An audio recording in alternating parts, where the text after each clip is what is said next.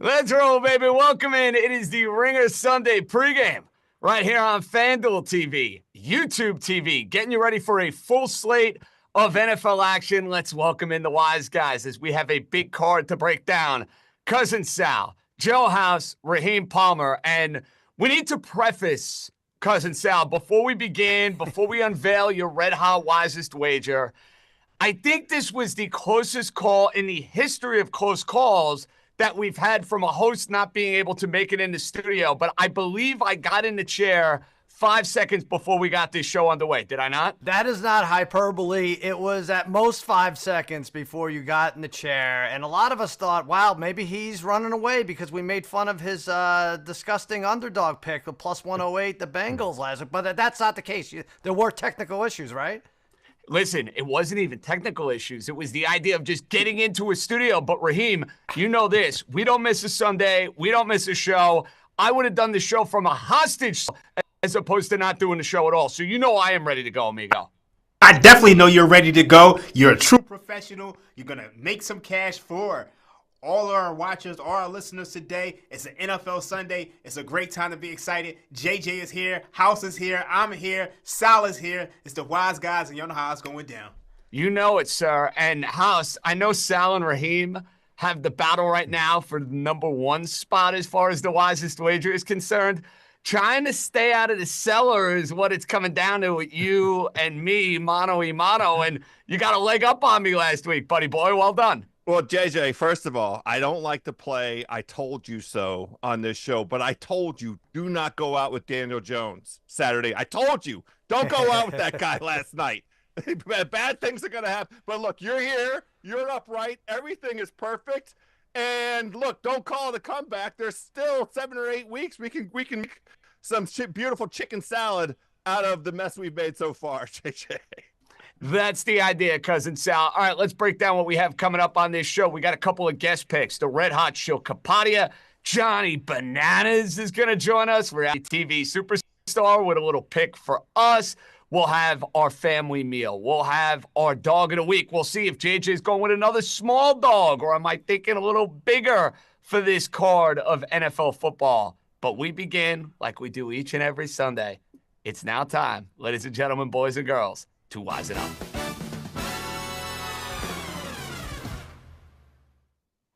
Cousin Sal, the good vibes continue for you. You are as hot as a firecracker, amigo. It is the season of Sal. You know, you won the title last year. Yeah. But I feel like this year, but you know what, though? So far, Sal, this season's been even more impressive. It's been even more dominant, especially considering you lost the first wise wager of the year, and it's been basically automatic ever since. We're getting in the mud, down and dirty with this first wise wager for Sunday. Let's hear. Yes, I'm 9-2, JJ, 2-game lead. And a lot of people in this spot would start resting their starters, you know, and it might seem like I'm doing that by taking the Bears as my wisest wager, plus 3.5 over the Vikings this season. A lot of people thought was sunk with that Hail Mary.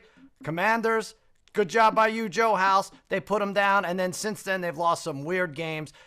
I don't think they're out. I think they played well last week. They beat Green Bay. More total yards, more first downs, better time of possession. They won that battle. They just lost on that dumb kick at the end. Caleb looks decent, now up against the 28th pass defense. And by the way, Minnesota, third road game in a row. They don't look not so overwhelming, I would say. They're unimpressive last two. Chicago 8-1 against the spread last 9 home games. I think the Bears pull out the victory, 22-17. I'm getting 3.5 points, JJ, which means if they line up for a field goal at the end, I can give a crap less if they make it. Give me the 3 and a hook and the Bears to make me 10-2 on the year. Sal, I think you're going to be 10-2 when it's all said and done. I think the Bears is the right side in this game. I think Minnesota is a team that offensively is not what they were early in the year. I think a good divisional home dog getting 3.5 points. I'm riding with the Cuz on that one. Now, Joe House, I know we're in a competition for third place, but I'm not going to lie. I absolutely adore your wisest wager, and you're making us wait until Monday night. So explain why we're waiting until Monday night. Well, we're waiting until Monday night because we are grabbing one of the best situations on the board. That's the Baltimore Ravens on Monday Night Football, laying only 2.5 at the LA Chargers. And we just want to start with the big picture. Over the last 5 years, the Ravens are the best team in the NFL against the spread after a loss. 18-8-1 against the spread. Just since last year, 6-1 against the spread. This is a great bounce back team. But what I really like is I think we saw the true version of the Chargers defense in that Monday night shootout against the Bengals. Yes, the Chargers lead the league in points per game allowed. That's purely a product of their schedule. That secondary is very gettable, but what I really like is this wrinkle for Baltimore. They love to run the football outside the tackles. The Chargers defense in stopping runs outside the tackles, bottom 3 in the NFL. We're letting those Ravens get healthy. We're letting them get well. It's going to be a lot of points. Best offense in the NFL, Ravens minus 2.5. And Lamar Jackson in night games has been straight cash. Good bounce back spot potentially for Baltimore in the Harbaugh v. Harbaugh Bowl. Now, Raheem, for your wisest wager, you're going with the game that is super competitive. And and, you know, you want a small dog. This game fits small dog, but I'm with you here, Poppy. What do we got?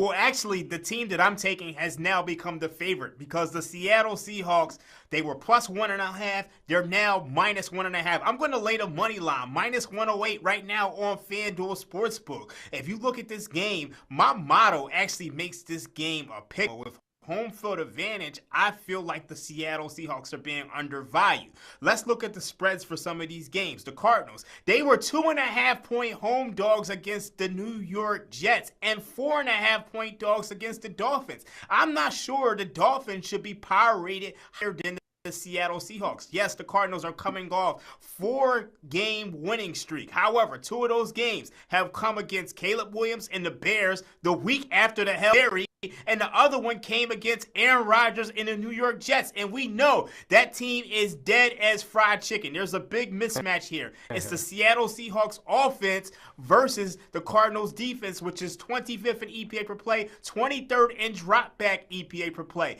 And the last time the Seattle Seahawks with DK Metcalf, with Tyler Lockett, with JSN, played a bottom 10 defense was against the Atlanta Falcons in Week 7. They won 34-14. You look at the Seahawks, that defense is getting better. They're getting healthier. You saw what Mike McDonald did with the Baltimore Ravens last year. It's happening now with the Seattle Seahawks. The offensive line is getting healthier. Abe Lucas is playing. Give me the Seattle Seahawks. Minus, well, the money line. That does the trick at minus 108. We don't got to get complicated, Raheem. You take it Seattle to win, and I'm right there with you. I think it's a good sell high type of spot with the Arizona Cardinals. All right, we have fallen on hard times with the wisest wager. I'm not going to sugarcoat it. We're trying to stay out of the cellar. I know I endorsed House and the Ravens and 2.5. I'm trying to keep it as simple as I can. I got in the mud with a total with my team. I had to see Jonnu Smith prancing for a touchdown in the final 2 minutes of the game. Never again with the totals. Never, ever, ever again. Wow. Here's what I'm going to do. I'm going to MetLife Stadium. Enough of this Tommy DeVito nonsense. He stinks. Let's call it what it is. The Tampa Bay Buccaneers are coming off a bye. The New York Giants just sent their quarterback into the witness protection program.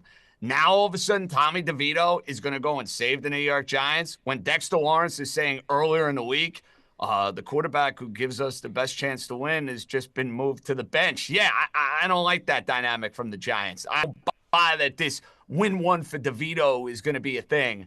Tampa Bay is also getting healthier. Mike Evans is back.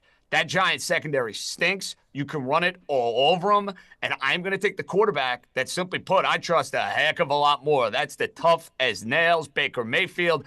Give me the Tampa Bay Buccaneers to go and win margin. I'm laying the 5.5. I'm not thinking twice about this one. We're not overthinking it, guys. Give me the team off the bye. Defense blitzes the daylights out of DeVito. Big day for Mike Evans, which we will get to a little bit later on in the show. Tampa laying 5.5 to hopefully get us back on track. Okay, so I'm fading DeVito.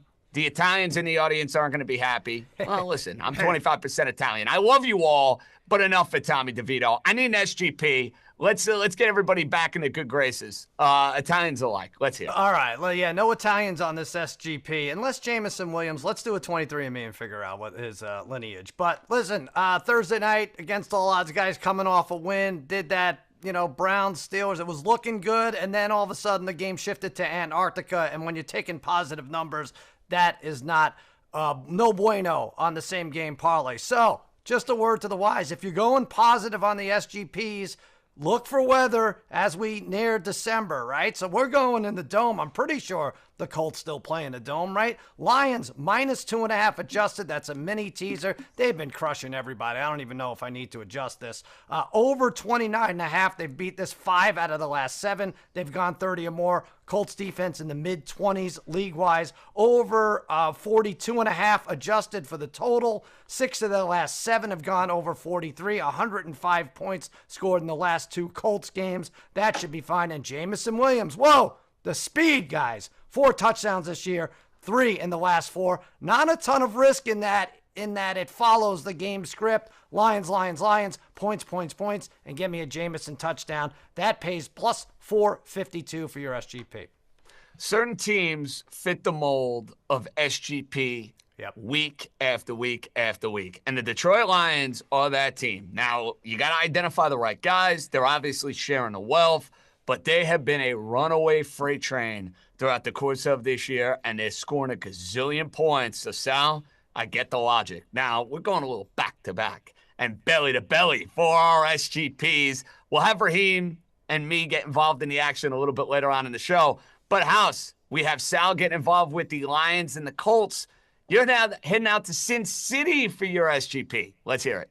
Well, I like to reward a team that is kind to me. So I'm looking at Denver on the road against Vegas. Denver was very good to me last week against Atlanta. We're going to keep the good vibes going. 4 legs here. It pays off nearly 5-1, plus 496 on the FanDuel Sportsbook right this second. Denver Broncos on the money line. Denver Broncos total points over 23.5. Those are the simple parts from my perspective. This Denver team has been very good against bottom tier teams this year. All of their wins come from there. And their team, that total points, 23.5, they just showed us how they can do it. They are unleashing our guy, Bo Nix, who is quietly making a case for Rookie of the Year. We're going to, of course, do a little leg with Brock Bowers. All he's got to do is get to 70 receiving yards. This guy, Brock Bowers, has nearly 26% of his team targets. Among all receivers in the entire NFL, that's 7th. He had 12 targets against the Broncos back in week 5 for 97 yards. That one's we get done. And then Bo Nix. Look, the Raiders have cluster injuries in the secondary. All we need Bo Nix to do is get to 200 passing yards. He's gone over this line in 3 of his previous 4. He's got 9 touchdowns and just 1 pick. They want Bo Nix to cook. I like this Bo Nix over 200 passing yards. These 4 legs, we get, like I said, nearly 5-1. This is the play. House, we have some thoughts on the Broncos and the Raiders from certain panelists on the show. You'll have to wait and see if we are aligned on that one. Now, we have our fair share of folks who get involved with guest picks throughout the year on the Ringer Sunday pregame.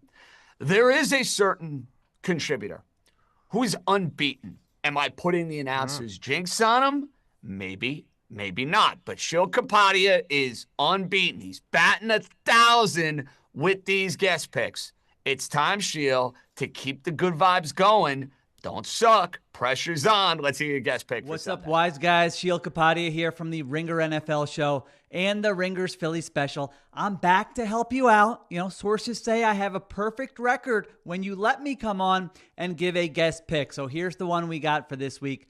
Jackson Smith and Jigba over 55.5 receiving yards. Seahawks big game against the Arizona Cardinals. Seahawks are pretty easy to figure out offensively. If Geno Smith has time, he's going to put up big numbers. They're going to move the football. If their offensive line can't protect, they're going to be a disaster. Well, good news for the Seahawks in Week 12. The Cardinals rank 30th in pressure rate in the NFL. Geno's going to have time in this game. Jackson Smith and Jigba is going to get targeted a bunch in this game. His last 2 games, 17 catches on 24 targets for 290 yards. Opportunities, production, defense that's overachieved but not been great. Seahawks offense is going to have a good day. Jackson Smith and Jigba over 55.5 receiving yards. All right, take it to the bank. I'll be back next time you invite me with another perfect record. Thanks, wise guys. I love it, Shil. I like the logic. I like the thought process. Let's continue to keep batting 1,000. Hey, we can't let him back on the show if he goes 4-0. That's it. So no invite next week if he wins. Yes. Okay. Banned indefinitely. Fair enough. Normally, Sal, I look at a team coming off the bye and I think it's an advantage. If you're as hot as the Arizona Cardinals have been, I actually wonder if it might have cooled down their juju. You see where I'm going with this game? Like, I don't have as strong a lean as Raheem does. I lean Seattle in the game. Arizona's been great. They really have been terrific over the last few weeks. I think the bye and coming off of it, I wouldn't be surprised we see a little rust. I have a bunch to say about this in the very, very next segment. But yeah, you're right. I can't figure out this division for the life of me other than that San Francisco has gone away. You can only be so deep. And so now it's a 3-horse race. Wow, the Niners, who were even money, House, to win this division a couple weeks ago. Now 5.5. Are we going to be looking at Daniel Jones starting for the Niners the next 2 weeks, House? You ready for that? I mean, anything is possible. He says he wants to go to a team that has a shot at making the playoffs, but the Niners' chances to make the playoffs continue to go in the wrong direction. This Brandon Allen thing is very concerning. This really might be the season from hell that everybody forecasted for the Niners. You know, there were a couple of season from hell early frontrunners. The Miami Dolphins fit that bill. The Dallas Cowboys moved their way into the lead. Now, all of a sudden, that looming Super Bowl hangover, it's really starting to cripple the Niners because, yeah, they got off to a slow start, and now the injuries are piling up left and right. Okay. Sal mentioned this game could be a part of our next segment. We get made each and every Sunday. Let's sniff out those rat lines for the week.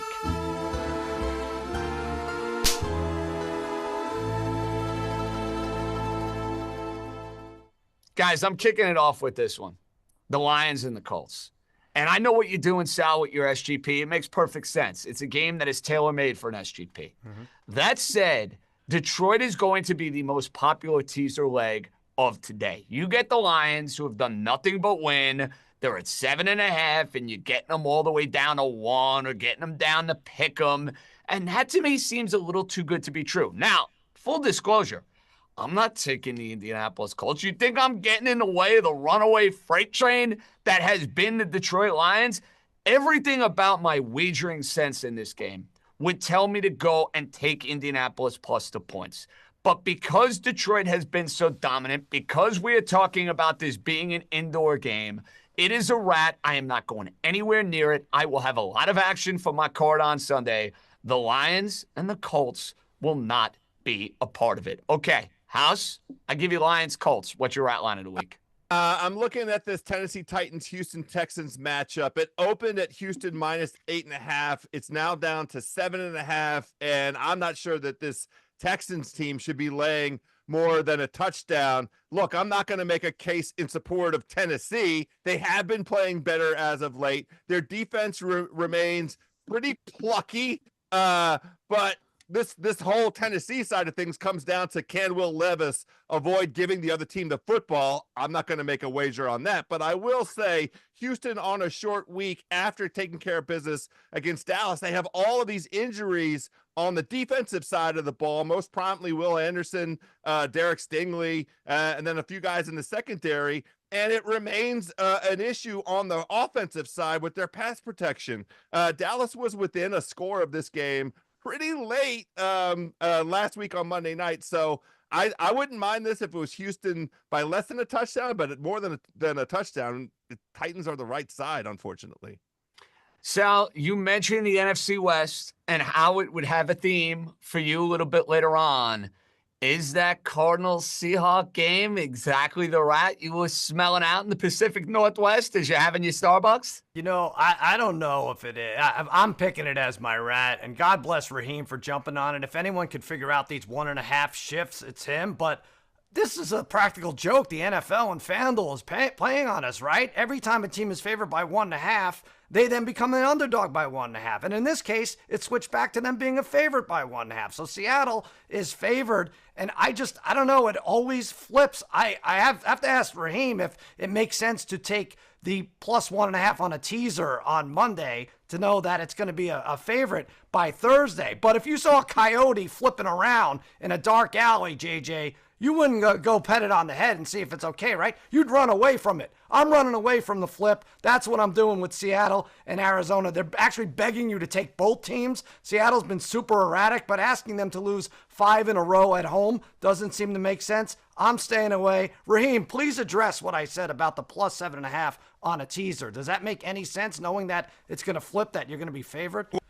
Well, I mean, based on what we're seeing from our Cowboys, it is very possible to lose 5 in a row at home. That's true. Now, yeah. I don't think the Seahawks will do that, but yeah. when it comes to this particular game, you have a war of different sharp syndicates on each side. So, you know, there's one betting group out there that likes the Arizona Cardinals, and there's another betting group out there that likes the Seattle Seahawks. And obviously, the one who likes the Seattle Seahawks is betting more money on game day, and that's why you saw that line flip to them being the favorite. I just got to find out how I can be a part of a betting syndicate. That just sounds cool. It just sounds exotic. I think we are. When can I be a part, Raheem, of a syndicate? Forget about my syndicate. Give me a rat line, and yours is rather fascinating. I'm curious.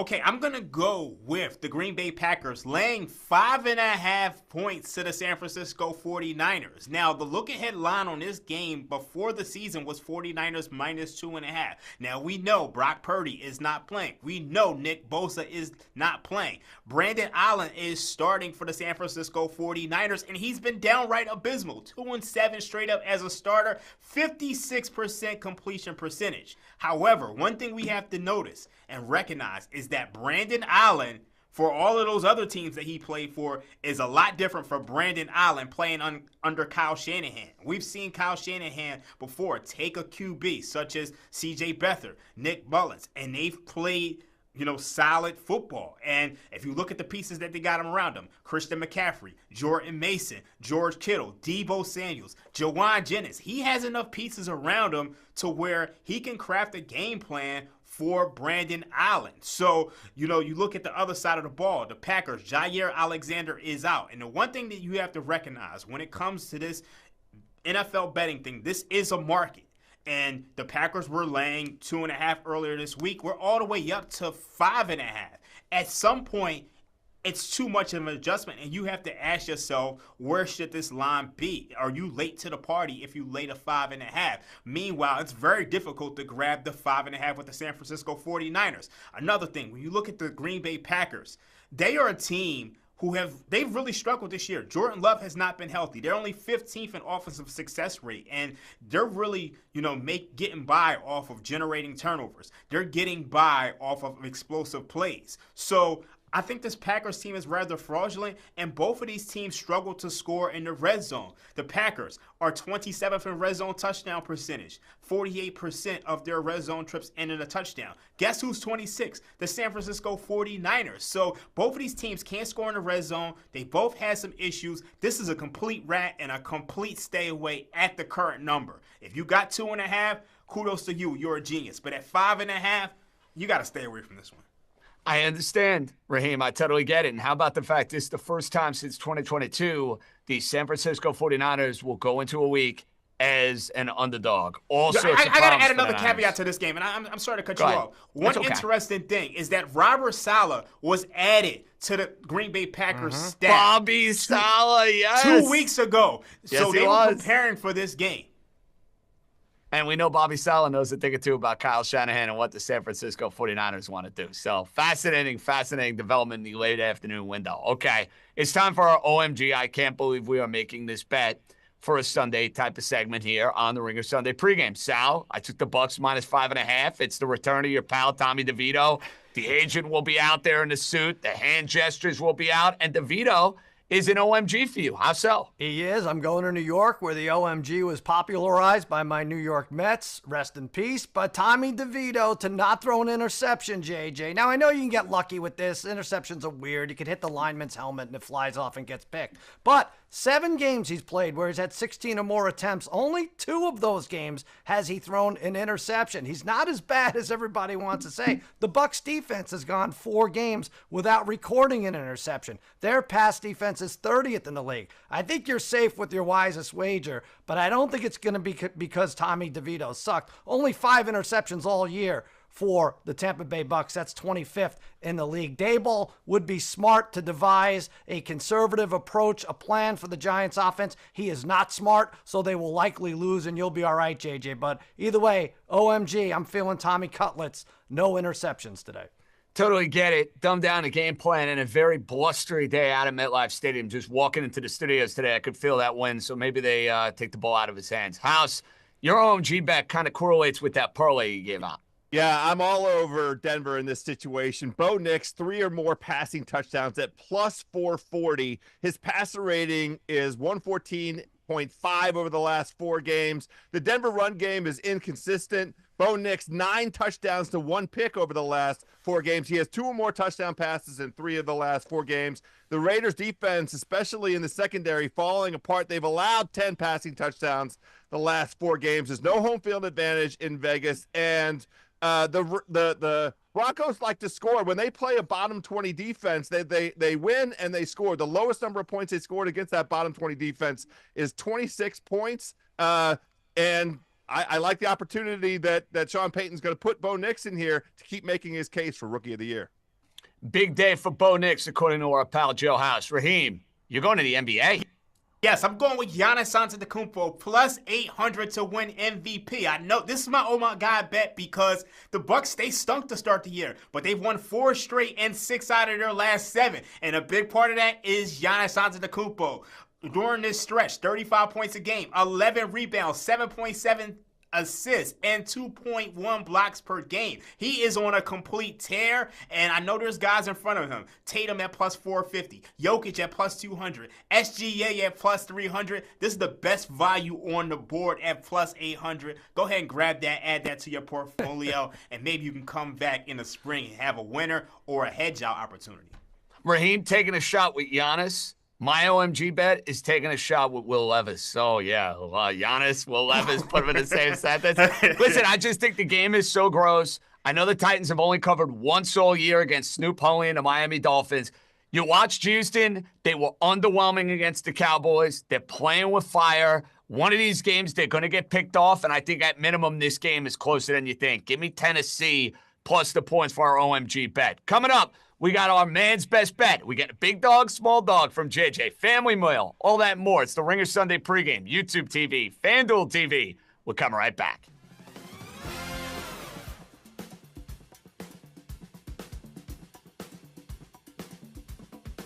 I gotta say, the most shocking thing for me is Buffalo.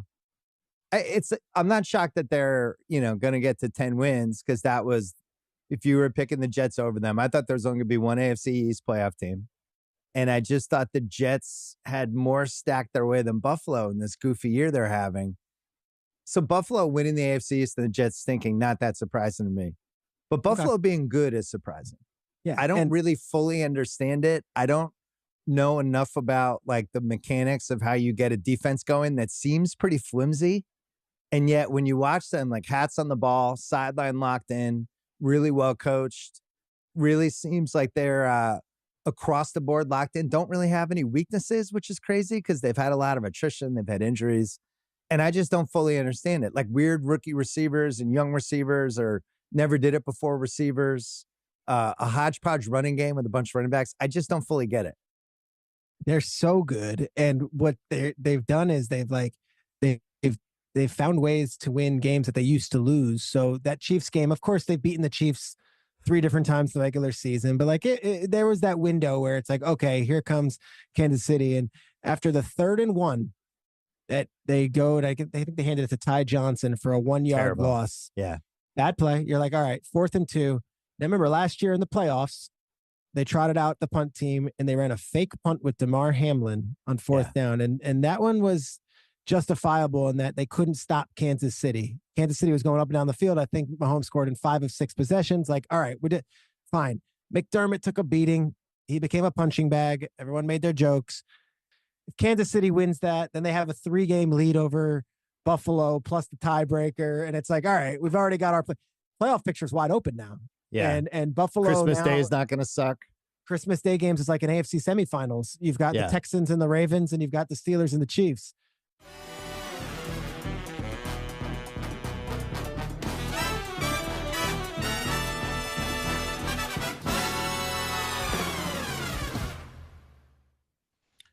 Welcome back to the Ringer Sunday pregame right here on YouTube and FanDuel TV. Hey, football fans, the season is in full swing and the holidays are right around the corner. So stuff yourself with more NFL football and sign up for NFL Sunday Ticket for only $89. Get it now and watch every game every Sunday for the rest of the season. Terms and embargoes, they apply. Now, as we welcome back the fellas, Cousin Sal, Joe House, Raheem Palmer, John Jastremski, you know at any point in time, you can have a harsh critic, you can have some pot shots, you can have some feedback, you get it all from our pal, our boss, the great Bill Simmons. The Podfather, though, is not ripping one of my bets, yet what he is giving us is his famous 3-team tease. Philly, what do we got? Let's see it. Do we got the graphic here, guys, or do I got to read it? I guess I got to read it. Oh, there's the graphic. Look at that famous graphic. You guys even got a picture out of Bill. What is that, Sal, when you first met him? Look at that hair, by the way. Clean shaven. Is he wearing a tie or is he hanging himself? I'm not sure what's going on. He is wearing a tie. This is probably the first time I've seen him wear a tie since he was doing television. But Chiefs, Commanders, Broncos. Oh, boy. What can go wrong with that one, Sal? There's one that I think might be a little stinky. I'll save it for a little bit later on. But yeah, that's me. I think we're locked in step with that. So listen, I have the Commanders and I have the Chiefs to win. I have it carried over with a lot of money line parlays with like Notre Dame and Ohio State and the Texans on Monday. So I'm hoping that comes in. I'm thinking that should come in. But if you really believe the Raiders are dead, and you have good reason to believe the Raiders are dead, but I feel like they screw up one more game the rest of the way, this could be it. 4.5 should be safe enough. I think that's what he's got Denver at. But I just don't love it. I wouldn't make it my third leg. Raheem, thoughts on that 3-teamer, which is outrageous? I'm a little bit scared of the Washington Commanders. They haven't been playing well lately. Really? Even against your lowly Cowboys? Even against my lowly Cowboys.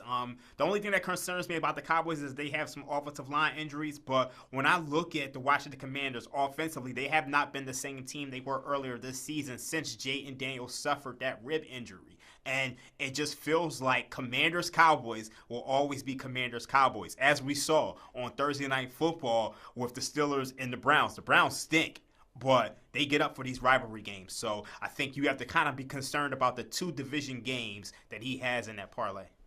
How's you concerned about this game from a Washington perspective? Of course, it's a big part of why you haven't seen me on this show running around crowing about Washington is back, baby. Look out. I haven't said one thing to Dream or the Cuz because I know better. Or the history of this rivalry suggests that on any given Sunday, when you strap it up between these two teams, I am concerned about the observation Dream made. Jayden Daniels has not been running up the middle of the field. That was a really important part of his arsenal in terms of that Washington offense, him scrambling and going up the middle of the field. And those are where most of the yards are. He's not doing it because of the ribs. So I am staying away from this game and just very cautiously, optimistically hoping that football gods can be good to my Washington team. Since 1990, the Commanders have only been double-digit favorites over the Cowboys 5 times. Yeah, because they've only played Cooper Rush once, I think is the question. I was going to say, how many times have the Commanders been double-digit favorites against anybody over the last decade? Or whatever their former team name was. Our producers really did shame Bill showing that picture it was taken a few minutes before the indictment. But, I mean, they'll take it up with him. I don't know. I don't know if they're going to I would have preferred Pajama Bill, to be honest with you, House, who we saw when you were out there a couple of weeks ago. We should have had that graphic built in. Pajama Bill. Bring it back. I enjoyed that one a little bit more.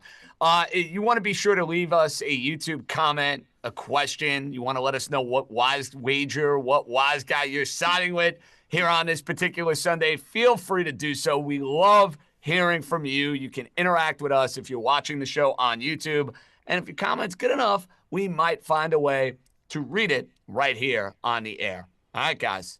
This is a very controversial segment now. I never knew that when we started this show a year ago, Man's Best Bet would become full of controversy, and I would be unable to escape all of the scrutiny, all of the coverage that it got over the last week. But let's get barking, guys. It's time for Man's Best Bet.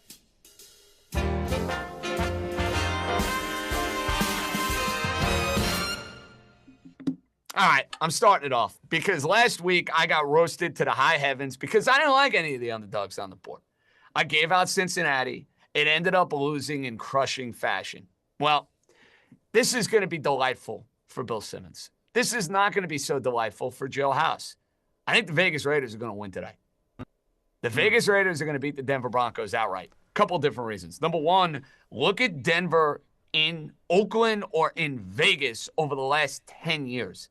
It's not pretty. They don't win in that building. Number two, now Denver in a division game on the road is laying 6, 5.5, 6.5, whatever it is. To me, that number is just totally out of whack. You're buying way too high on the Denver Broncos. And Raheem referenced what you see in these division games. We saw Cleveland get amped for the idea of playing a team they played twice. There's no love lost, everything that comes with it. I think you get the Raiders up for this game. You look at their game last week against Miami. They moved the ball. They couldn't finish drives. They were in the game in the fourth quarter. And oh, by the way, Brock Bowers is a beast. He's the best receiving tight end the NFL has to offer. I wanted to go swing for the fences here because I was sick and tired of the criticism. I'm calling my shot. I'm flexing it. The Raiders, give me them outright. I'm not even taking the 5.5 or the 6. Plus 200 for a man's best bet. There you go. Take that for data. Joe House, I know you're not going to like this, but that's fine. We don't have to like everything. Let's hear your man's best bet. Yeah, it is called man's best bet. So welcome back, JJ. We're happy to have you. I am on the Chicago Bears, and so apparently is the market, because just in the time that we've been sitting here, the line has moved from plus 3.5 to 3, and the money line has moved from the Bears, who were getting up around plus 154, all the way down to plus 146. The Sal made the case. The Vikings' third straight road game. The Bears defense is the best that Sam Darnold has seen in about a month, and the Chicago defense does play much better at home if they can get Darnold turned over. On the offensive side, what we saw out of Caleb Williams, getting rid of the football much more quickly. That's the way to neutralize the Flores blitz. And the Vikings defense on the back half has suddenly turned into a pass funnel defense. So if Caleb Williams can get rid of the football, he went 15 of 18 on his throws last week. They were under 2.5 seconds. If he can keep getting those quick throws out, I like the Bears at home. I like the idea of them trying to grab some success out of this season after the brutal tear that they've been on.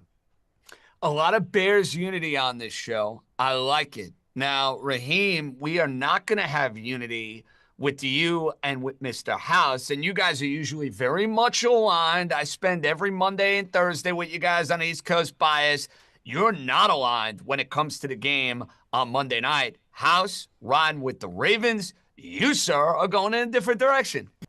Yeah, I'm actually shocked that I'm not aligned with House on this one, because I initially came into this week saying I would take the Baltimore Ravens, but I looked at my model, and surprisingly, I actually have this number at a pick'em using no priors, just this year's numbers. And it feels like this Chargers team is still being undervalued. I know a lot of people are going to say they don't have a home field advantage, but if you look at Justin Herbert, he's playing the best football of his career. He is on a streak of 246 passing attempts without an interception, the longest in team history. And if you look at this Ravens defense, they are a pass funnel defense. They're allowing 284 passing yards a game. They're 28th in dropback EPA per play and 19th in dropback success rate. So this Chargers offense, which has really gotten it rolling over the last couple of weeks, and you saw it in the first half against the Cincinnati Bengals, they should find that same level of success against the Ravens.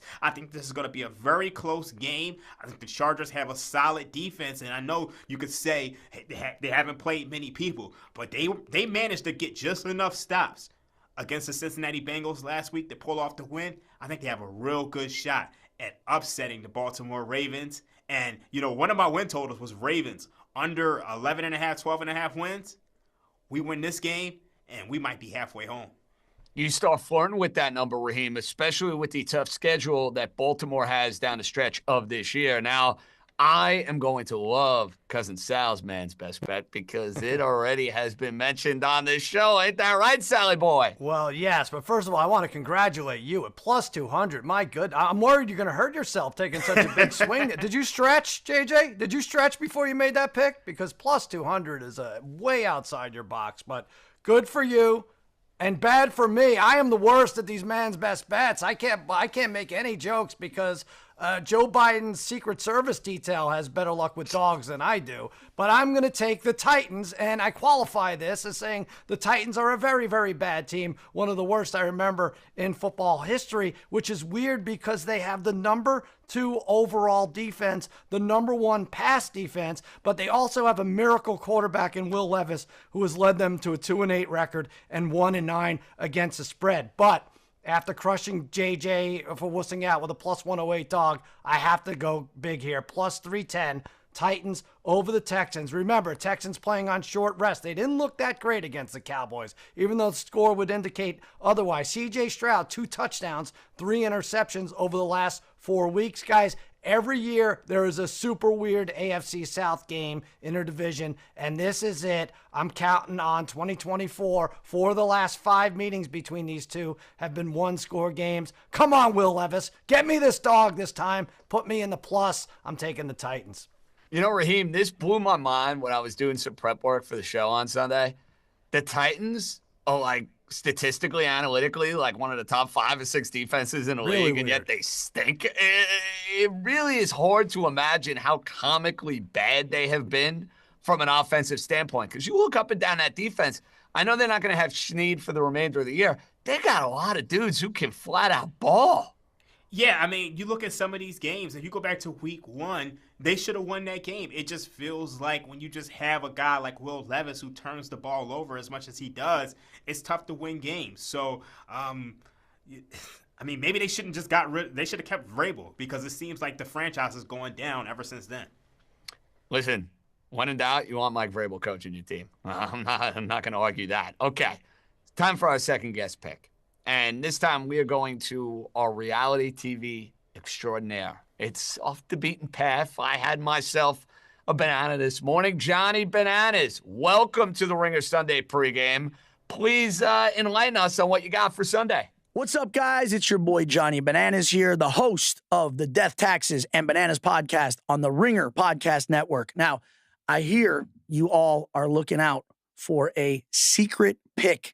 And boy, oh boy, do I have a sure winner for you, coming from a guy who knows a thing or two about winning. So I am going to take Mike Evans to score any touchdown in the game today. All right. Now, I have a good feeling about the Bucs since Mike Evans' return, because, I mean, dude, this guy is scarier than being strapped to CT's back in an elimination. So should be a nice little payout at plus 120 odds. That is my bet. Let me know what you think. Wise guys, please advise. Oh, I love it, Johnny Bananas. Mike Evans back for the Tampa Bay Buccaneers. Touchdown machine. And Sal, that Giant secondary, as we like to say, is basura. It is no bueno, my friend. That should be a get-right situation for Mike Evans getting in and finding pay dirt at MetLife Stadium. I like it. I worry that it was a secret pick as he built it, and now it's not a secret. So is it no good now that the masses have access to it? I don't know. We're going to have to look into it. We'll have to see. Maybe come 3:30, 4 o'clock, we'll have the final verdict and the final word on whether or not that secret was wise and right to, dare I say, get out. Okay, Raheem, there's a lot of takes here on the Bucs-Giant game featuring Tommy DeVito and the return of Mike Evans. It's my wise wager. Johnny Bananas is involved. You're about to be involved, buddy. Let's hear. Well, it turns out Johnny Bananas actually leaked the secret to me, because I actually have Mike Evans anytime touchdown in my same game parlay, along with the Bucs minus 5.5. Bucky Irvin over 53.5 rushing yards, and Tyrone Tracy 50-plus rushing yards. You look at Mike Evans; he leads the Buccaneers in touchdowns this year, despite missing all of those games. And you look at the Buccaneers; they have the fourth highest pass TD rate this season. You look at the Buccaneers; they've had a brutal schedule of opponents. I mean, the last 6 weeks: the 49ers, the Chiefs, the Falcons twice, and the Ravens. And now you get to play the New York Giants, so they should be able to win this game. And then as far as Bucky Irvin, I mean, the New York Giants, they can't stop the run. 7th most rushing yards to running backs this season. 5th worst in the NFL with 432 rushing yards in the last 4 weeks. So Bucky Irvin should be able to get off. I mean, Chuba Herbert got off. Najee Harris got off. And then you look at Tyrone Tracy. They have a backup quarterback in Tommy DeVito. They're going to lean on him. That's my same game parlay. It plays almost 9-1, about 8.63 to be exact. I always love when the Dream and this guy are riding together. I appreciate the endorsement, Dream. Give me some of that juju as we find our way closer and closer to kickoff. Okay, speaking of finding some juju, the Miami Dolphins have found some juju each of the last 2 games. They beat the Los Angeles Rams. They did not punt against the Vegas Raiders, so I decided to put together a 4-leg parlay involving my favorite team. I don't love them to cover the number today, but what we are going to do is take the Dolphins to win outright. Tua has never lost to the New England Patriots. I'll say that trend continues here on Sunday. Drake May has been making things happen with his legs. I see over 26.5 rushing yards. I think he will hit that with relative ease.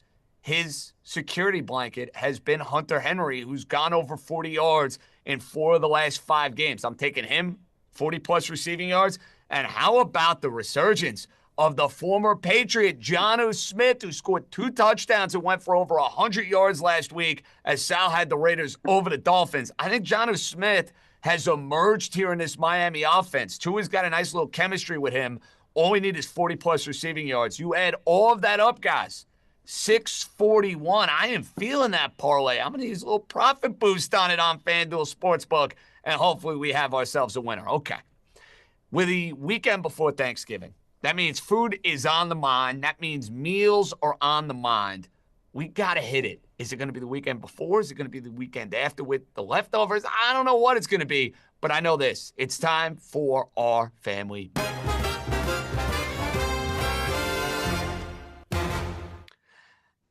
Now, I'm starting proceedings, guys. I'm bringing a very expensive bottle of vino to this family meal, which I see has Joe House very excited, and I think it's going to have Joe House even more excited when I tell you my contribution to this week's family meal is an anytime touchdown from his pal Brian Robinson. I am all over this. I know it's at -150. The Dallas rushing defense stinks. I think he'll have plenty of opportunities to find pay dirt. So I know you got to pay a premium here, but we got to hit all 4 of these together. The expensive bottle of vino, which can be a luxury at times when you're trying to put together a meal. It's a necessity for us to get us going. Give me Brian Robinson, anytime touchdown. Good news for House at -150. Okay, Sal, it's time to bring something that we are going to absolutely enjoy. What would that be? Oh, we are? I don't know. I don't know if you're going to enjoy this. I haven't been too good at this, but I've made some raspberry brie out of this. I'll explain why in a second. Raheem made a good case of why this should be a rat line between the 49ers and Packers, and it does seem like we've gone like 6 or 7 weeks before heaping praise on Kyle Shanahan, and this could be the, oh my God, how did he put together a game plan? That's why I'm not worried about the side. I think he's right to run away from this game, but I'm taking Josh Jacobs over 74.5 rushing yards. This went up from 68.5 yesterday, but and it's from Wisconsin, so we got the brie, we got the cheese, the raspberry. I don't know, I just made it up because it's tasty. 4 straight games he's gone over this number, averages 94 a game in that stretch, almost a yard per carry better at home than he is on the road. Bucky Irving, Kareem Hunt, James Conner, Kyron Williams all went over this number against the 49ers. No Bosa to slow things down. He has 36 tackles on the year. He's missing. I like triple digits out of Josh Jacobs. Both need the win. JJ is a winner on the ground. Raspberry brie all around, fellas. Interesting, Sal. So you go with the current Green Bay running back. Raheem, for your contribution to the family meal, you're taking the former Packer running back who now is a Minnesota Viking. What do we like for Aaron Jones? Yeah, I'm bringing some sharp cheddar to the table. Hopefully you guys aren't lactose intolerant, but I mean, that's what I'm bringing. Anyway, we're going with Aaron Jones, over 63.5 rushing yards. They're taking on the Chicago Bears run defense, which has been a huge weakness this season. They're allowing an average of 130 rushing yards per game, and they're allowing 4.9 yards per carry. And I think Sal might have spoken on it earlier, the struggles of Sam Darnold. So they're going to want to lean on Aaron Jones in that run game. And if you look at opposing running backs against the Bears this season, James Conner, 107 rushing yards. Josh Jacobs, 77 rushing yards. Ramondre Stevens, 74 rushing yards. Jonathan Taylor, 110 rushing yards. Chuba Hubbard, 97 rushing yards. Kyron Williams, 94 rushing yards. Tony Pollard, 82 rushing yards. Aaron Jones is getting over 63.5 rushing yards. I like it, Raheem. Last but not least, House is bringing a little dessert for the Sunday night game. And it's hard to believe, House, that we have not mentioned this game, considering that it almost was my wise wager. It almost was my dog of the week. I am very much in the camp that the Los Angeles Rams are going to beat the Philadelphia Eagles today. I hope I'm right about that. It's one of my 5 picks of the week. But you're looking at the Eagle tight end, Dallas Goedert, as a potential play. What do we got? Devontae Smith has been confirmed out this week. And yes, I am bringing dessert. Of course, we're bringing a Philly cheesesteak to a wine and cheese party. Somebody's got to eat. It's going to be Dallas Goedert. When Dallas Goedert plays without Devontae Smith on the field, he gets nearly 40% targets per route run. And we've seen Goddard go for 62 yards, 90 yards in 2 road games without Devontae Smith on the field. The Rams defense likes to give up yards to tight ends, at least 45 yards in 6 games this year. So we're just going to go ahead and ride with a little bread and butter that's spread along with some beautiful cheese whiz and steak. It's Dallas Goedert over total receiving yards. You know, I'm saying this to Mr. Philly, Raheem.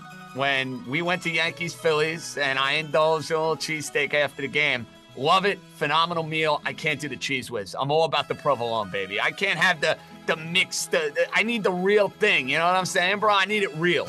Yeah, I mean, the cheese whiz is not it. And I'm going to tell you, you got to start eating the cheesesteaks like the black men eat the cheesesteaks in Philly. We do American cheese, salt, pepper, ketchup, and hot sauce. And if you want to get frisky with it like me, I add some mushrooms to it. Wow. See, I'm with the mushrooms. The ketchup, I could do without the ketchup, but that's just no me. ketchup. All right, family meal. Man, you're killing me. No, I'm not a ketchup guy. Peter Lucas sauce all day. Brian Robinson, anytime touchdown. Josh Jacobs, over 74.5 rushing yards. Aaron Jones, over 63.5 rushing yards. And Mr. Goddard, over 51.5 total receiving yards. 10-1, guys, for family Let's play. hit one of these. Come on, The week before Thanksgiving. Come on, we want to be in the giving spirit as we get closer to the holiday season. You know what? We got to add a Wise punishment. guys. Whoever loses got to wear a dunce cap next week. Like, We got to do harsh. something. That's a little harsh. I was going to say you want to make me wear, like, I don't know if I could do that, Raheem. Maybe I'll wear sunglasses. Because the one whole week show we or came something. close to winning, House decided not to show up, and we I know, lost. House. Give Thanks, him the House. dunce cap. It's so true. What kind of I don't know if we can get away with that, Raheem, these days. All right, anyway, guys, let's take a look at who's in and who's out for this Sunday in the NFL. We know Brock Purdy not going to be able to play for the San Francisco 49ers. Nick Bosa won't be dancing this week. He is out for the San Francisco 49ers as well. Big problem for the Niners not having Purdy, not having Bosa. Problematic. The Eagles, no Devontae Smith. Big loss for Jalen Hurts. I'm sure that much more attention on A.J. Brown, and we'll see if House can get Dallas Goedert to the finish line here for that prop that he gave out. And we've talked about Mike Evans a lot on this Sunday. Wise Guys, Ringer Sunday pregame. He will give it a go for the Tampa Bay Buccaneers. Okay, gang, we now pivot to anytime touchdowns. We're all 4 of us bringing anytime touchdown scorer. Sal, I'll start with you. We haven't heard his name as much. Maybe it's because Taylor is too busy north of the border. We haven't seen her in the booth anytime soon. Mr. Kelsey, you like him this week? Yeah, Taylor's tackle dummy only has 2 touchdowns this year, which means my plus 125, I'm probably getting rooked on the number here for anytime touchdown for Kelsey, but I feel like this is where he turns it on, right? These last 6 or 7 games, they come in after a loss. Why not? He has to see what he's going to talk about. Like, Simmons and I talked about how they parked him in the garage. Well, it's time to take Travis out for a spin here. Tight ends have performed well against Carolina this year. Every position really has performed well against Carolina, but 5 tight ends have scored. 5 games where tight ends had 6 or more receptions against the Panthers. This is a get-right game. I like the Chiefs themselves to score 4 or 5 touchdowns this afternoon in the early slot. They're not used to doing that, but they will score, and I think Travis gets one of them. Raheem, we were talking Philly cheesesteaks. Speaking of Philly, that's your anytime touchdown? Yeah, I'm going with Jalen Hurts. Minus 130. He's the greatest touchdown vulture of all time. If you guys play fantasy, he has 11 touchdowns this year. He has no plans of stopping. Let's just keep betting this every single week. Yeah. And that's such a good total at minus 130. Speaking of House, you can't set these lines high enough for the guy. I mean, it's got to be Derrick Henry. In our pre-production, it's got to be Derrick Henry. He's got, the implied odds of him scoring a touchdown are like near 70% at the number he's at, and It's a great matchup for Derrick Henry against this Chargers defense. I made the case a little bit earlier. The Chargers defense doesn't like to defend outside runs and also bad on yards after contact on those outside runs. That's where Derrick Henry lives. Let him go get another one.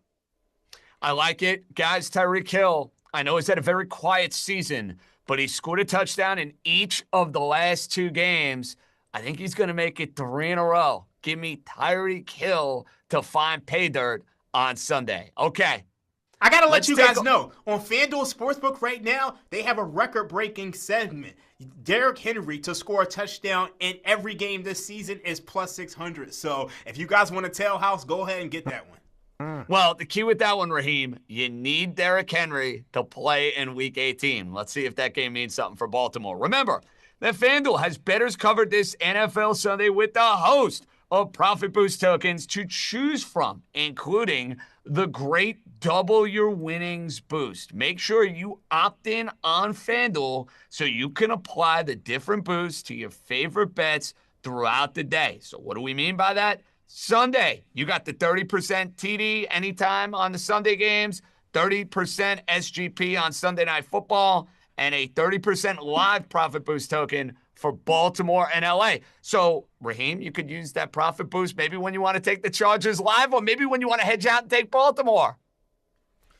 I'm not hedging out. We riding. I'm sorry, House. We going head-to-head this week. I love it. Listen, anytime we can have House Raheem heads up, I like the sound of that. Let's take a look quickly at who the wise guys are on this Sunday. You want to find unity? Kansas City, there's some unity. Where else do we have unity? Hard to find this week. The Ravens for 3 or 4 of us. That Rams-Eagle game, we are split. Tennessee. Tennessee. Oh, what can go wrong? All 4 of us taking the lowly Titans who have covered once. You never know what you're going to get with the Week 12 Wise Guys picks. Tate Frazier is joining us. We have a lot more coming up over the next half hour. Stay with us. Well, now we've hit the portion of the podcast where I make my guests talk about Drake May for 60 seconds. This is unbelievable. This whole week, watching football Twitter, people like Orlovsky weighed in a couple times. All the football experts, like, who's the guy Colin has? Cosell. He came in. Cosell, film guy. All the film guys are coming in like, you guys don't realize what Drake May's doing right now. You don't understand what's happening here. I've been going nuts. I can't. This is the most I've texted about the Pats since like Deflategate. This is the most excited I've been. F- coaching staff, no receivers, can't really block, running backs that can't do anything. So this is where I make my guests talk about Drake May. So talk about Drake May. He's been unbelievable. And I talked to McVay Monday morning. McVay was another one. Gosh, McVay called him a stud in that press conference. And I hit up Sean just to talk about, their game, whatever. And then I also said, like, let's talk May. And he was just like, that guy. I mean, they got their guy. That guy's unbelievable. Like, what a performance. And the stat I got from my researcher at Good Morning Football, a great guy named Dante, says this was the second time in May's career that he threw the ball 40 times or more, completed at 70% of his passes, and only 2 other rookies in the history of the sport have done that. And it's Justin Herbert and it's Joe Burrow. And like Drake May's already done it twice. It's been really cool to see. In fact, this whole rookie class, and not to get off the Drake May conversation. No, we're good. You gave me a minute. We can move on. They've all had their moments. And like, as great as Drake May was in the early window on Sunday, I know everyone was watching Bills Chiefs. Like, Bo Nix was amazing. I know. He's gotten better every week for like 6 weeks. Sean Payton does not want to work with a raw product, an unpolished guy that he's got to like frustrate himself with. He wants him to run his offense as like an avatar of himself. Like, here's what you're going to do and do it. Nix is having moments. Of course, we did Jaden.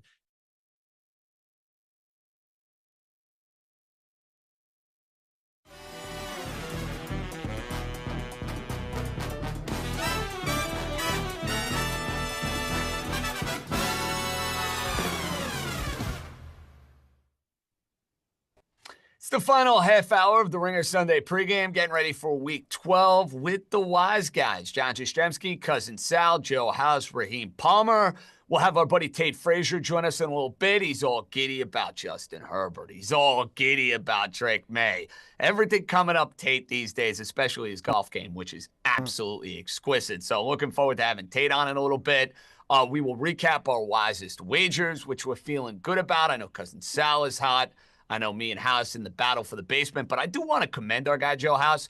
We have been picking every game ATS, House. And you guys saw a graphic. We showed it a few moments ago.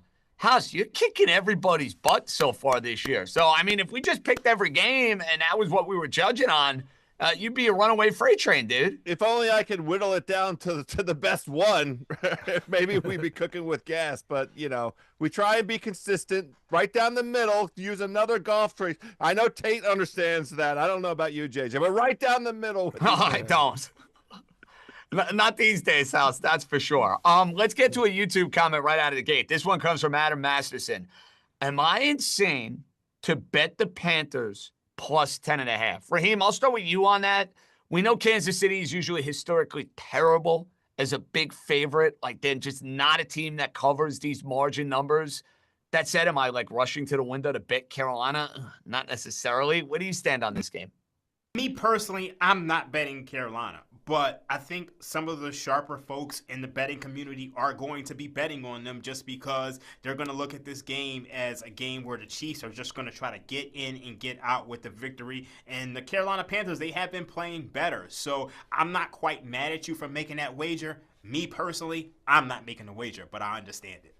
Sal, any interest in Carolina plus the points? Listen, you know what they say. You give Dave Canales a week to prepare for anybody, and you are putting your life at... No, listen, I get it. Chiefs aren't great, as you said, covering the spread. Although I think the 10-plus point favorites are 5-0. Maybe, Raheem, you know this, against the spread this year. So yes.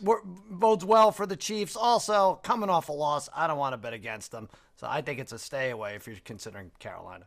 House, where do we stand? It's competing trends because Mahomes as a double-digit favorite is 0-3-1 in his career.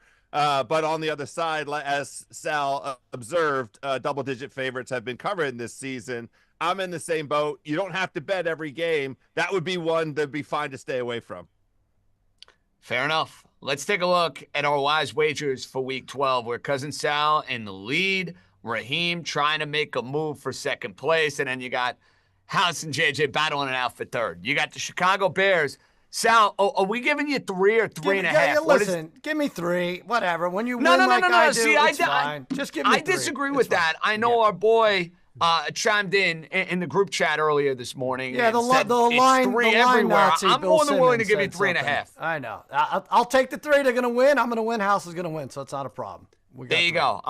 Raheem, for House with that Raven Charger bet, do you think we will see that line stay at 2.5, or do you think we're going to have a 3 as we move closer to kickoff? I think it's going to stay at 2.5. I think the bookmakers are taking a position.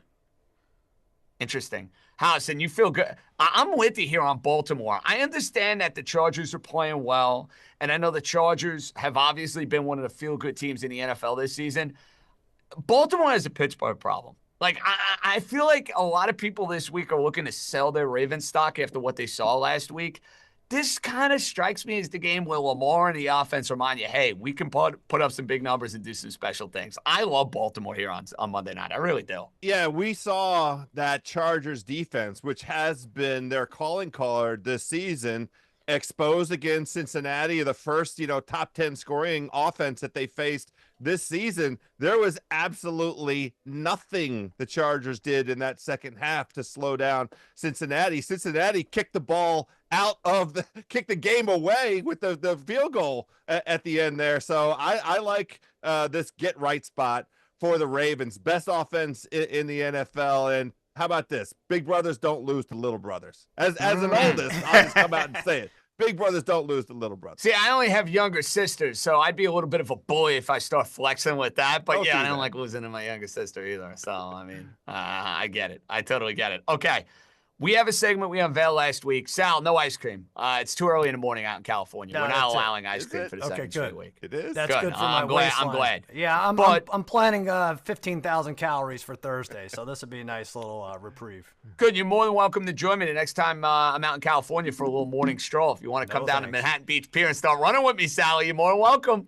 No, that sounds like it requires effort. I'm out.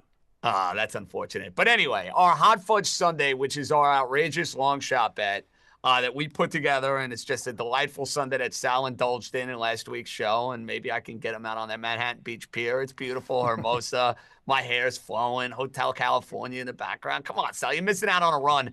Anyway, I need a winner. I need a long shot. Let's get nuts. Sal, let's get nuts with you.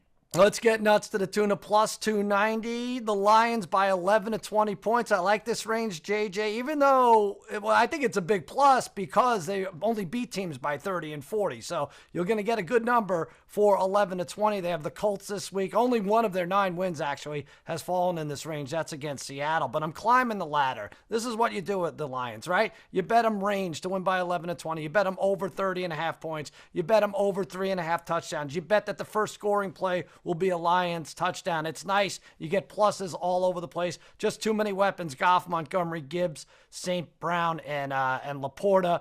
Colts 26th against the pass, 28th against the run. I think they'll score, and Anthony Richardson tries in vain to keep this close. Another kneecap bitten, though. 38-23 Lions. Give me that 10 to 20 range at plus 290. All right, a margin Lion victory on Sunday. I think that's a good way to play it. I'm a little concerned about the 7.5 as a whole, but I do think if the Lions win, they probably go and lay the smack down. Okay, House, let's get nuts. I'm still on this Denver offense. I'm going back to it one more time. Javonte Williams, 80-plus receiving and rushing yards combined. We need Javonte to be on the field, playing offense. That's up to Sean Payton and what he's feeling in the first quarter. But if we get Mr. Williams on the field for 15 to 20 touches, then I'd like this. He's averaging 4 targets a game. He is the second most targeted receiver on the Broncos, and he's averaging better than 3 catches a game. So if we get between 9 and 12 rush attempts, then this is viable because the Raiders defense leaves very much to be desired against the rush. All we need is in the neighborhood of 42 or 43 yards receiving, the same thing rushing, and then we're across the goal line plus 210 for Javonte Williams. Okay. I'm going to like this one, Raheem, because I gave it out for the family meal. You're just enhancing it. You're supersizing it. So, Brian Robinson, how are we playing him? Yeah, I mean, in America, we supersize everything. We're going to the nation's capital. We're going to take Brian Robinson Jr., 2+ touchdowns. We know the Cowboys can't stop the run.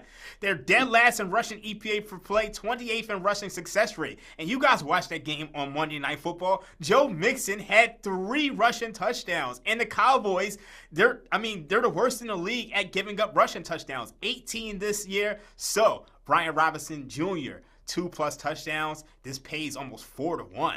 You got to take this one. I like that you went down the 2-touchdown road. I'm going to do the same, and we're getting even more insane. Mike Evans, not just to score 1 touchdown, guys. Mike Evans in his return is going to score 2 touchdowns. The New York Giants have nobody in their secondary who can cover Mike Evans. Baker Mayfield, to me, is going to look to force feed Evans every which way imaginable, and Evans has these games where he either does nothing and has like 3 catches for 30 yards. When he goes off, he usually goes off and scores. And not just scores, he scores multiple touchdowns. So at 10 to 1, we're giving you Mike Evans for 2+ touchdowns. And Sal, in case you're wondering about this week's Hot Fudge Sunday, 62 to 1 for the 4 amigos. What do you think about that? That's as supersized as it gets. Let's do it. We need a lot of touchdowns as I look through this. Only House is giving us a little bit of a space with the not many touchdowns. But I think we need like 37 touchdowns, and we're going to do this. Let's hit this. It's a Sunday. Well, you know what happens, Raheem? I get called out for being a little too conservative and a little too tight, and now I'm just freewheeling where I'm giving out plus 200 underdogs. I'm giving out 10 to 1 bets for Hot Fudge Sunday. YOLO, baby. Why not? You're swinging for the fences, and I'm not mad at it at all. So hopefully we hit this one, and then you guys can go out for Black Friday and just, splurge and buy new TVs, even if you have a TV already. Yeah. Listen, you say new TV, House. I kind of am feeling a new driver. I feel like that's what I'm looking at working to the golf bag these days. Speaking of working in and working out, thank you, buddy. I want to commend you for your record here on these picks across the board. I wish you luck. I shouldn't be because I'm trying to catch you, but I bet you're wisest to wagers. So I actually do wish you all the best this Sunday and Monday, okay? I do not wish House the best this Sunday. I know you don't. I mean, Well, first things Monday first, the night, Commanders tomorrow. are playing the Cowboys. We're going head-to-head on one of our wisest wagers. So I wish nothing but the worst for you. I'm Thank with you. you. Thank Go to you. hell, Appreciate House, that. except for the Bears bet. Well, I already feel that way because you're kicking me off. Tate still hasn't forgiven me for making fun of him last year on our playoff show. The over But I'm going to yeah. make it up to him. I'm going to show up with a dozen golf balls for this year's playoffs, and maybe Tate will appear on camera with me once again. Yeah. Aw, that would be nice. All right, House. Enjoy the Sunday. We'll see you tomorrow, buddy. fellas. All right, House. All right, it's week 12. The leaves are changing color. I mean, I'm seeing that all over the New York area. Insane. And it's also insane that the holidays are coming soon. So give yourself with some more NFL football. Sign up for NFL Sunday Ticket for only $89. Plus, get game day features like Multiview and Fantasy View for free. Terms and embargoes apply. Let's welcome in our buddy, and I would argue he's the best golfer on the Ringer staff. He's a stud. His game is locked in. His football life is kind of locked in. The Chargers are doing great. Drake May is taking the league by storm. Tate Frazier, welcome to the Ringer Sunday pregame. What's up, buddy? JJ, I'll be Venmoing you later for all these compliments about my golf game. I really appreciate that. Unfortunately, I have no secrets like Johnny Bananas. I have no winners like Joe House, but I'm excited to be here and I'm excited to see you guys. Truth be told, Mallory Rubin beat him by 9 strokes in a Ringer scramble a few months ago, so he will never admit it. Yes. Insider information. I love it, Sal. Tate, I got to say, before we get to your wise wager, before we get a whole allotment of football takes, I've watched a lot of college basketball this week. I was at the Barclays Center to watch my alma mater lose twice in gut-wrenching fashion at Texas and Texas Tech. I saw my St. Joe's plus 7.5 bet go down in flames, and I'm yelling and screaming at the kid in the second row to shoot the ball as the red light goes on. And, of course, the kid from St. Joe's hits the three that would have covered the number after the horn goes off and after the clock strikes 0. But you're not in Maui this week, which is a little disappointing. Cooper Flag. What's your early weekend college basketball takeaway? Or maybe there's a way for me to make money on this Maui Invitational. You have a team I should bet? Yeah, on the other side of right here, the screen that I'm looking at, I have St. John's playing basketball right now in the Bahamas. Rick Pitino is on my television. It's a beautiful day. You love to see it. But yeah, this week we got Battle for Atlantis later in the week. We got Maui starting on Monday. We got some great matchups. Penny Hardaway versus Dan Hurley on Monday, 11:30 on the West Coast. So that's going to be a great game. It's going to be a great tournament. As far as picks, I mean, I think Connecticut plus 170 to win the Maui Invitational is a good best bet there for you, JJ. I like this Connecticut team. They like playing in Maui. It's going to be a really good tournament. Auburn is also there. Auburn at plus 310 is something to look out for. I think if you ended the season right now, Auburn would win the national championship. That's how good they've looked. So it's a great season of college basketball. A lot of games, and if you just want to wake up and watch basketball all day, college basketball is the answer, JJ. That's the thing of beauty. Sal, do you have a UConn title ticket in your portfolio yet or no? I do. Listen, I'm going for Hurley. I figure he figures out a way to make it, because I think they get to the Sweet 16. If you're holding like a plus 1,000 ticket when they're in the Sweet 16, Hurley will at least get them that far. But I love that Tate has the Bahamas. We have the Germany and London games in the morning on Sunday. He's got his Bahamas he's staring right at. It's a worldwide event here. Rick Pitino's already complaining about 11 a.m. tip-off. He said his guy shouldn't be playing this early. It's the best of times. So come watch college basketball.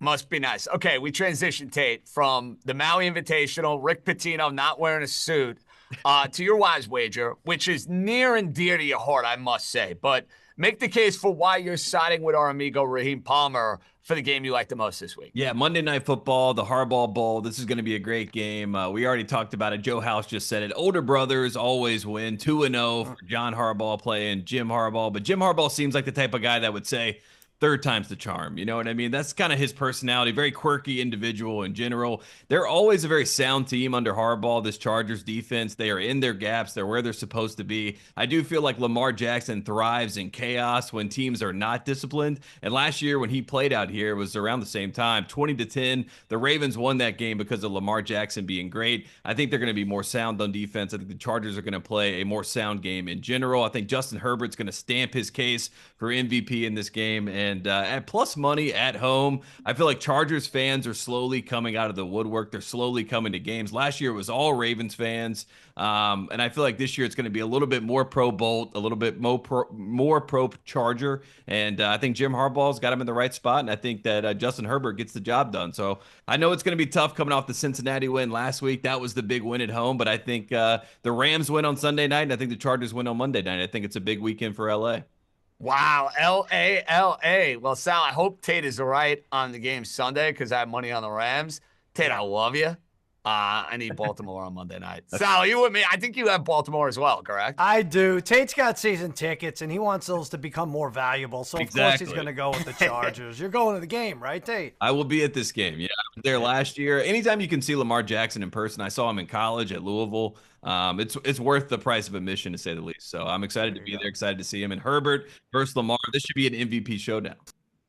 So, I mean, I hope you're right about the Chargers, but I think you're dead wrong about the Eagles and the Rams game. I think the Rams are completely I know fraudulent. Raheem loves the Eagles in this spot. Loves the Eagles. I think the Rams are completely fraudulent. And, you know, I look at this game. Last year, the Eagles played the Rams, and they were laying 4. So how could this line be 2.5, 3? It just does not make any sense to me, especially when you consider the way the Rams have been playing offensively. It looks like Matthew Stafford, they've taken a little bit of a step back, and that Fangio defense for the Eagles has really found something over the last 3-4 weeks or so. How about this, Raheem? We just take the under in this game, minus 105. I think that would be the move. That might be the sharp play. Right. You know, I was going to say, though, Raheem, don't you worry about Philadelphia's offense without Smith?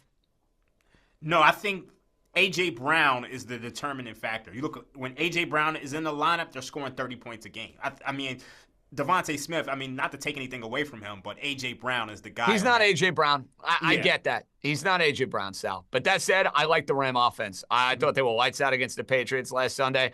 I just think it's a bad spot for the Eagles. I really do. Bad spot. But anyway. But I mean, here's my thing. They come off the Thursday night game, so they've had extra time to prepare for this. So I actually think it's a tremendous spot. I think McVay's the best against on short notice or something, right? Isn't he like 9-2 against the spread? It's gonna be a fun one. It's gonna be a fun one. But Tate, another fun one: Titans and Texans. Now talk us off the ledge here. My God, every one of us, including Joe House, who bailed, is on the Titans plus 7.5. What is going on in our brains? Well, first and foremost, I did not want Joe House to bail. I wanted him to be on the show, and I wanted to talk about the Titans with him. I like Calvin Ridley anytime touchdown in this game, plus 250. I just feel like Calvin Ridley, 8 targets last week, didn't have his best game, but he is their top target guy. That is who they're trying to get the ball to. So I like Ridley to score a touchdown in this game. I was worried because I like the Titans as well, and the fact that we have all 5 of us saying that we like the Titans, I don't know. This seems very worrisome. So I can't. What can go wrong? They've only covered 1 game all season. What can go wrong, amigos? Yeah, Ridley anytime touchdown plus 250. That's all I can say. That's all I got. So we got a big game between the 6-4 Arizona Cardinals, who went first place in NFC West, and the 5-5 Seattle Seahawks. What do you think happens in this game? And who do you think is the best team in the NFC West?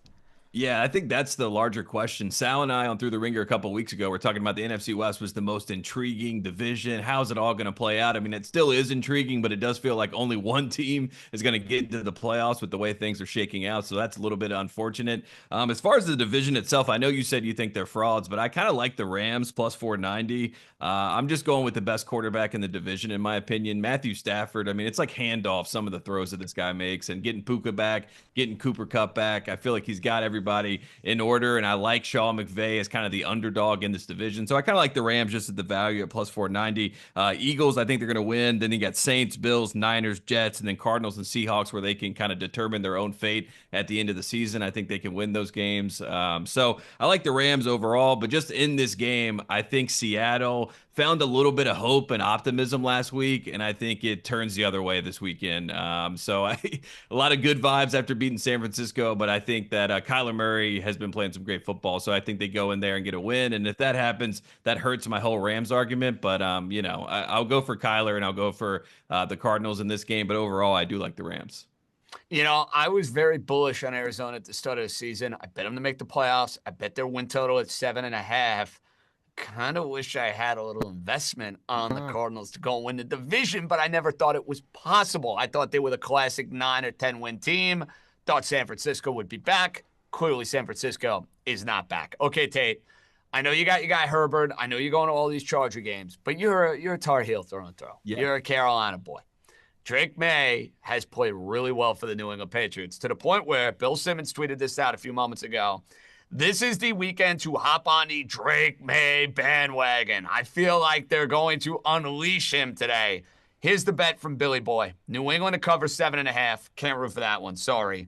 He has Drake hitting his passing and rushing overs. He's got the passing over at 215.5. I'm on the rushing over at 26.5. And he's got May to go and score an anytime touchdown. 12-1, that's his parlay.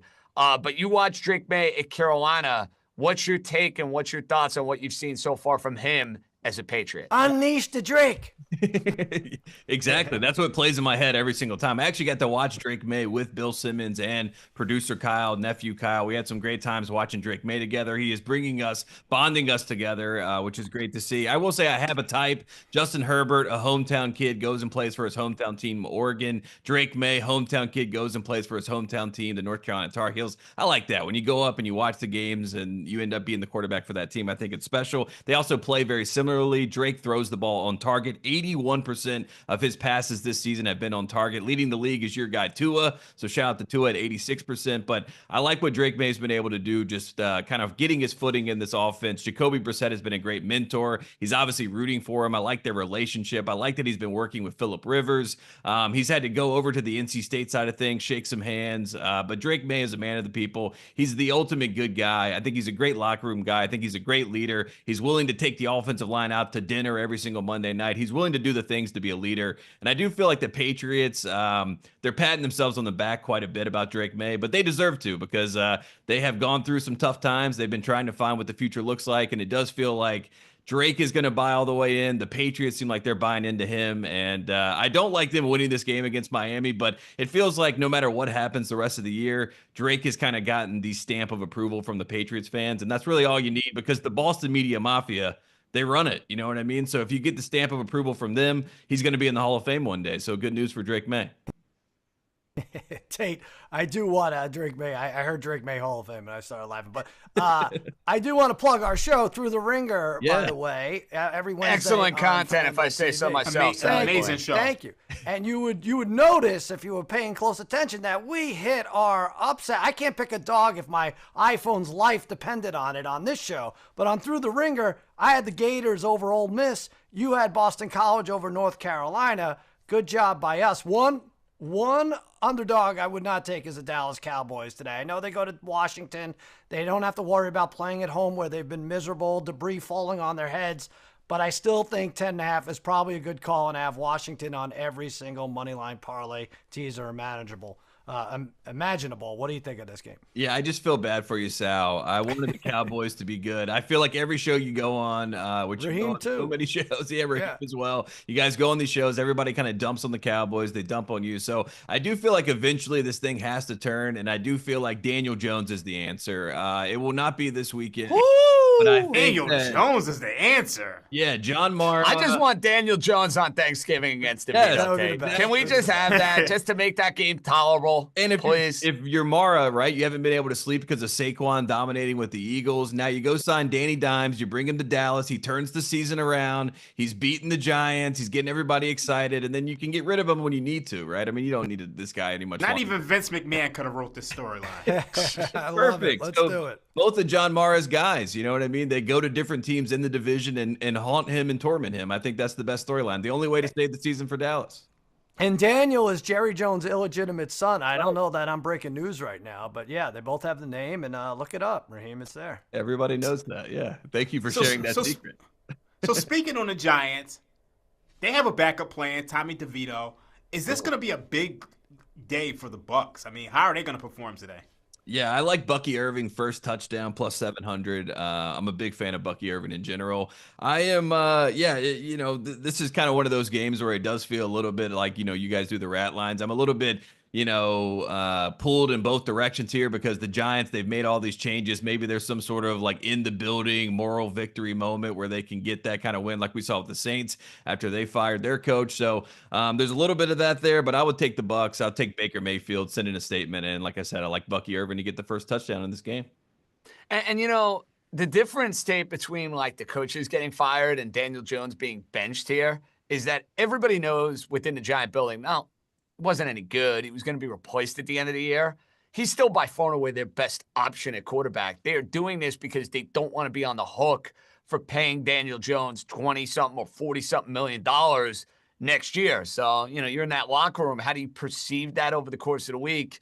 I don't know if that's necessarily a rallying cry for them going to DeVito, but we'll have to see come Sunday. The Panthers. Oof. They sent Daniel Jones packing in Germany 2 weeks ago. Are you buying that we're starting to see a better version of Bryce Young, or are you not there yet? Yeah, I mean, I'm happy for Bryce Young. I like when he gets to go out there in victory formation. It does feel like you're kind of watching your high school team a little bit where it's like, okay, we won a couple games back to back. The quarterback's got some good vibes, some good feelings. The Chiefs, this is going to be an interesting game because I could see it going one or two ways. One, they come in there and they're like, we just lost, and we're going to send a message to the rest of the NFL, and the poor Panthers are going to be on the wrong side of that. The other side is they overlook the Panthers, and maybe Bryce Young is up 10-3 in this game, and we get a little bit of a moral victory before the Chiefs come back around and win by a touchdown or 10 points or whatever it is, probably enough to cover the spread. But I like the stats you were mentioning about them as double-digit favorites not being as good. I like the signage on the field. The Panthers are going back to the throwback. Some of my family members that are diehard Panthers fans that go to the games, they're back in, they're going to the game. So it does feel like it's trending back in the right direction for the Panthers. There are some good vibes in the building. I don't think they win this game, obviously, outright, but I do think they have a chance to cover, and I could definitely just see the Chiefs being like, let's just go ahead and check this box and win this game and move on and let Bryce Young have some moments of, a little bit of hope. We need some optimism in Charlotte, and I do feel like some people have come around on the idea that maybe he is the guy, and this is kind of his path and his journey. It's not linear. It's a little bit of a roller coaster, but I would not take the Panthers in any sort of bet, but, could be a fun game. I like that I Tate feel the same compared on them that. to a high school team. Finally, a fresh take out of Tate. You were right on that. Panthers. Honestly, I was looking at Bryce Young like he was Rudy. But, one of the interesting things is that a lot of times when you see these teams, they're undefeated. They take one loss. They tend to spiral a little bit. I mean, you're seeing it with BYU in college football. I mean, they had to run. They were running like God, and then they lose 2 straight. Carolina Panthers are plus 440. What number would you need in order to take them on the money line? 6-1. Plus 440. Yeah, I was gonna say, give me like plus 1,000 anywhere above there. I think I could take it. But I mean, I feel like the one thing I like in this game is Xavier Worthy first touchdown plus 1,100. I'm a big fan of these first touchdowns in these games because every time I watch any of these games when they start on Red Zone, I'm like, of course he scored the first touchdown, no matter who it is. Not even if I bet it or not. I'm like, of course Dalton Schultz scored the first touchdown. How did I not see that? So now I'm all the way on it. I'm visualizing these outcomes as they happen. So I see it in my head. Xavier Worthy, first touchdown, long touchdown for the Chiefs to kind of kill the Panthers early in this game. Guys, let's take one last look at the official Wise Guy picks for Week 12 in the NFL. Tate, I know we discussed this earlier. We'll take a look at this graphic momentarily. Can you believe all 4 of us are on the Tennessee Titans who have covered once today? I like I said, I was watching you guys. I mean, it was kind of a beautiful, like almost like the Truman Show. I'm watching you guys, and all of a sudden I'm on the show with you guys. But as I saw the Titans pick, I was sitting there saying, yeah, I kind of like the Titans too. This can't be a good thing. But why not? Maybe we're all, wise guys. I'm well, and you know what's good here, Sal? I have team unity on my Bucks pick. I didn't expect that. That's encouraging. Yeah. You have Team Tommy on the other side, which is probably why there's an issue there. Yeah, I love the Bucks, and by the way, I hope I didn't jinx it because I bet them to win the NFC South last week. Look at their schedule, their last 6. They have the Giants this week. They have Tate's Panthers next week. They could really win like 4 of their next 5 if you look at What number and the did key you is get on going to that? be getting it going. You got 5-1, which we love, Raheem. 5-1's a good number. 5-1. Yep. Problem is they lost twice to the Atlanta Falcons. That's something you're going to have to take into account. But that's about what we're rooting for. Tate, thanks for joining us. For Sal, Raheem, JJ signing off. We'll be back Sunday, 11 a.m. Eastern. We made it. Enjoy your football. Boys signing off. Be good, everybody.